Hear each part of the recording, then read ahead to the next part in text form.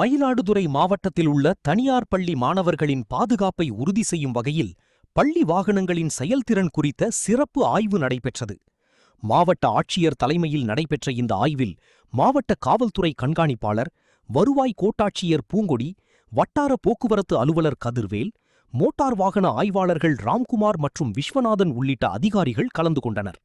மாவட்டத்தில் உள்ள 73 பள்ளிகளைச் சேர்ந்த 430 பள்ளி வாகனங்கள் இந்த ஆய்வில் பரிசோதிக்கப்பட்டன. வாகனங்களில் தீயணைப்பான், முதலுதவி பெட்டி, இருக்கை வசதிகள், சக்கரங்களின் தரம், பதிவுச் சான்று மற்றும் அனுமதிச் சீட்டு உள்ளிட்ட பாதுகாப்பு அம்சங்கள் குறித்து ஆய்வு மேற்கொள்ளப்பட்டது. மேலும் பள்ளி வாகன ஓட்டுநர்களுக்கு இலவச உடல் தகுதி மற்றும் கண் பரிசோதனைகளும் நடத்தப்பட்டன. முன்னதாக விபத்து மற்றும் தீ விபத்து ஏற்பட்டால் மாணவர்களை பாதுகாப்பாக மீட்பது தொடர்பாக தீயணைப்பு துறையினர் செயல்முறை விளக்கமும் அளித்தனர்.